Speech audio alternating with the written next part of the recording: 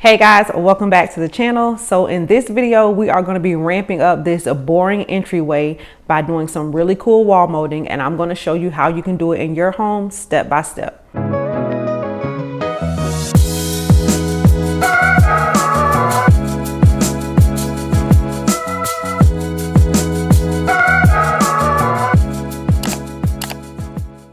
As you can see, when you come into the space, the entryway is just really blah compared to what I've done in the living room and the kitchen. So it is really time to ramp up this space and have it be the entrance that I believe the rest of the house deserves. All right, so one of the first things that I'm gonna do is snatch these off the wall. These are some DIY artwork that I did out of rubber mats, and I hate them now. So yeah, we're gonna move those out the way.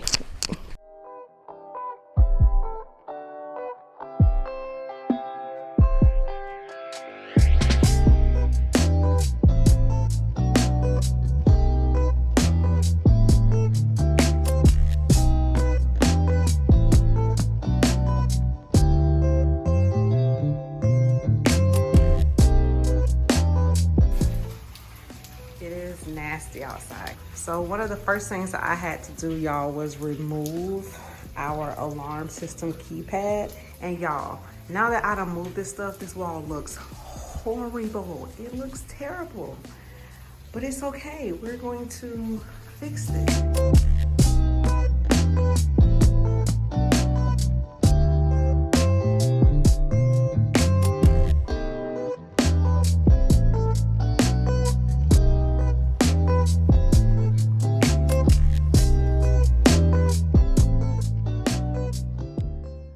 So hopefully y'all can tell the difference now. I feel like that light was just a design mistake because this area is already very narrow. So being that it's narrow and that light fixture was so long, that shortened the ceiling. So now you have a narrow space with a shorter ceiling. So it just makes it feel more cramped and enclosed. So by removing that, I have opened the space up, and now we are ready to begin to frame out this wall.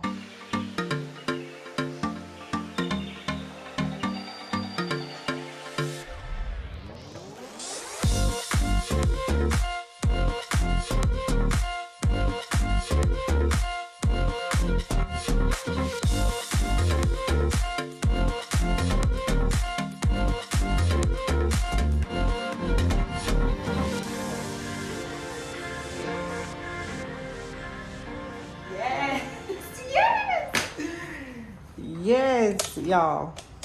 I'm sorry. I know I'm on camera, so y'all probably can't tell like in person, but this is what I wanted. Like that. The painter's tape is probably one of your best friends because it kind of gives you a visual before you put it up there. But I really wanted this space to look taller. And let me tell y'all, by taking this all the way up like this, it just really feels more grand in here. I know, I'm sorry y'all not here, but I'm so excited because this is exactly what I wanted. Like, I'm standing at the door, and when I stand here, it just literally takes my eye up, and it just makes me feel like this space is so much bigger, which is exactly what I wanted. I was just playing around here with the spacing, trying to get the spacing right to see how many panels I'm going to end up using. I did end up deciding on 4. I like how 4 looks. And I'm going to show you guys how I came up with those measurements. So first things first, y'all can see that my space is a little difficult because I have a door here. So because this is the main area of the wall, I split up the wall. At first I was measuring the entire wall, but I really need these panels here to be centered and look good. So I decided to split it up. So I just measured from the door to this end, and I got 136 inches. And I'm doing it by inches because feet and then inches just makes it more difficult. So just use the whole number of inches. So I did 136 inches, and I have 5 inches between each one of the panels. So 5, 10, 15, 20, 25. So that comes up to 25 inches. So you're going to take 136 inches, the length of your wall, minus 5, 10, 15, 20, 25, minus the 25 inches for the space in between. And once I did that, so here's my measurement. So I had 135 inches minus 25 inches, which are the 5-inch spacers. So then, which came up to 111 inches. So then I know I want 4 panels. So I divided the 111 by 4 panels and I came up with 27.3 inches. So 27.3 inches will be the length of each one of my panels. And once I got that, I put it on the wall just to see how it looked, to see if it looked good. I just was doing it at eye level right here, but they're gonna all come down to be even with this one. But once I got that up and I'm like, yeah, that actually looks good. So now I know my 27.3 inches will be the width of each one of my panels. And I put that up, it looks great. And also this little area that I have here, another panel will go here, and 27.3 inches will be this panel here, just like the other one. So it's gonna all look really good. And over the door, I'm just gonna frame right on top of that door, however the width of this door is, which is probably about 36 inches or so. That's normally the width of a door. So that's what I'm going to do. I really hope you guys understand what I just did. That's probably the hardest part, is the math. If y'all have any questions, don't hesitate to ask. So I want to come on and just give you guys a quick reminder. I told you guys a couple of weeks ago that I had designed a project planner, and I got my copy here in the mail finally, and I'm so excited. So I just wanted to show you guys that whenever you're doing a DIY project, any type of project, if you're just building something or if you're decorating a room, this project planner will really come in handy. So the pages of the project planner, with every project you get 4 pages.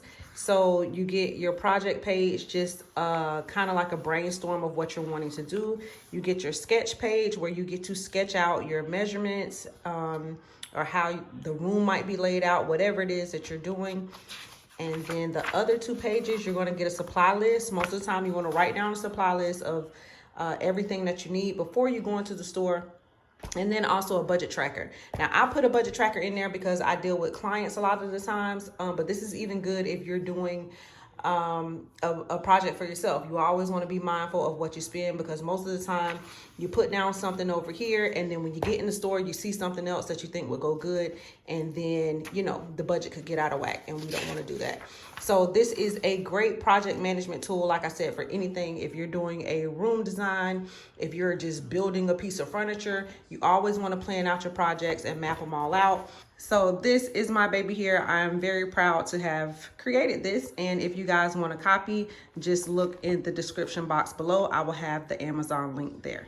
All right, so for this project, if you do not have a really big electric miter saw, you can grab this cheap, inexpensive tool from Lowe's or Home Depot. This is called a miter box. It actually comes with the saw.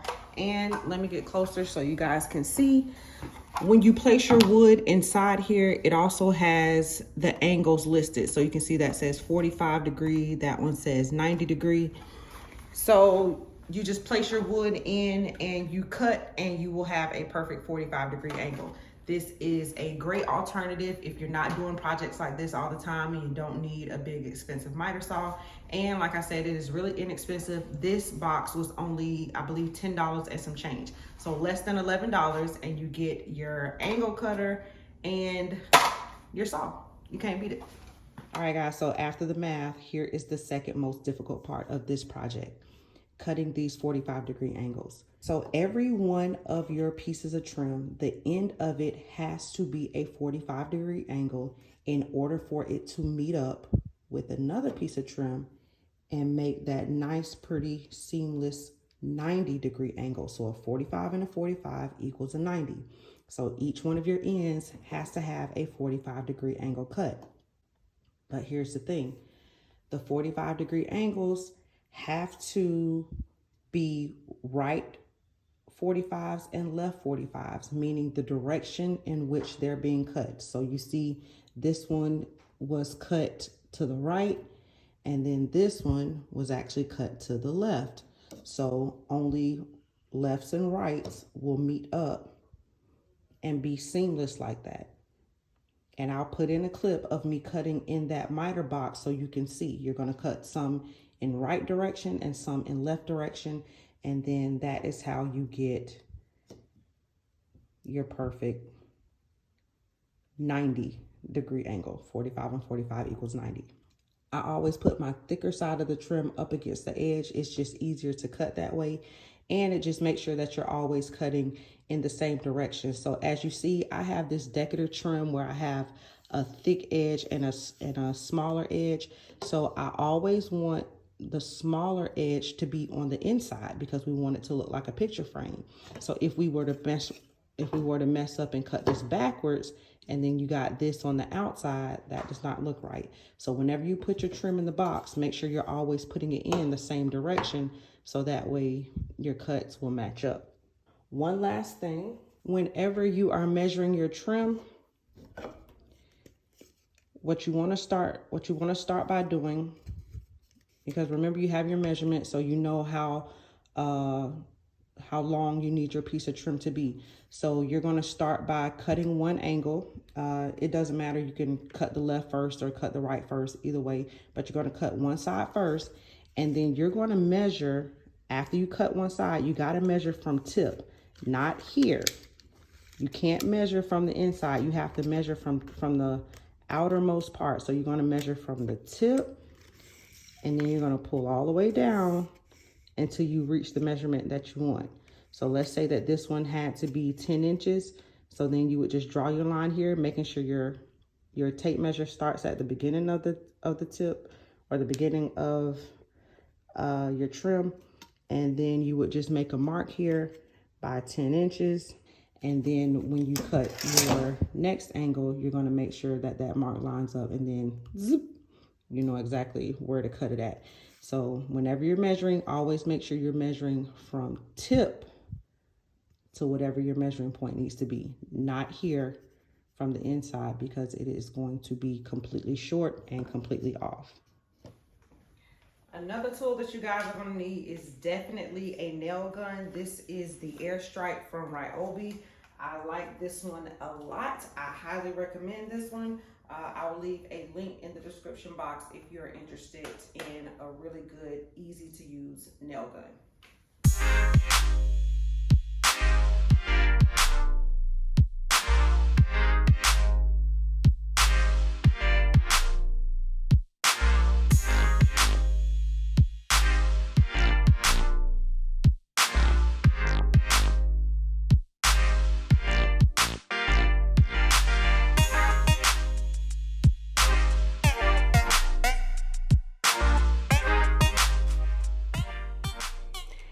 And after a few cuts in that miter box, y'all, I had to pull out my saw. Let me tell you, I'm gonna be straight up with y'all.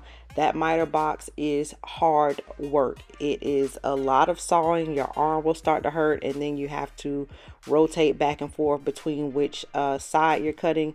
So it is just a lot of hard work. The miter saw just makes it so much easier. So I actually would suggest renting one. It's well worth the time that it's going to save you, instead of cutting all of those angles in that miter box. It just really takes a long time, and it really takes a lot out of you. Now, if you're doing a really small project, maybe 1 or 2 boxes, maybe the miter box, but anything beyond that, spend the money, rent a saw, or buy a saw.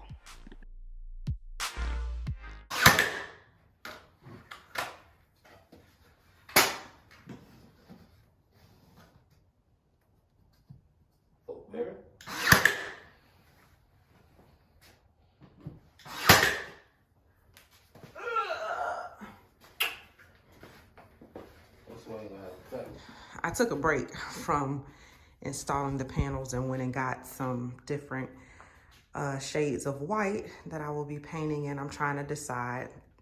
White is a very hard color to choose, but It's between the Swiss coffee and the alabaster, but I'm not sure yet.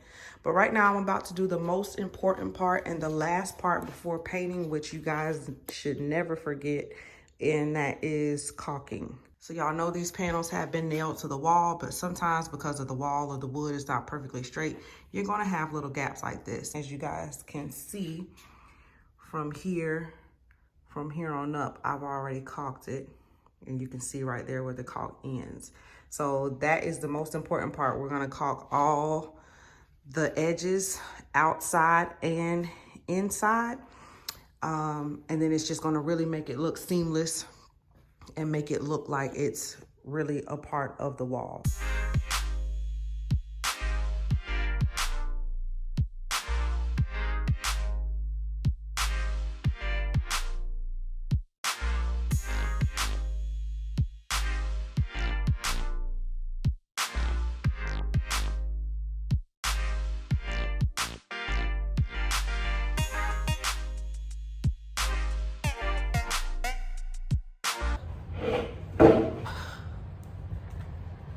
All right, today is day 5 and I just completed the picture frame molding. When I finished this side right here that you guys saw, I'm looking and I'm like, you know what? I think I just gotta keep going like all the way around and do it on the other side.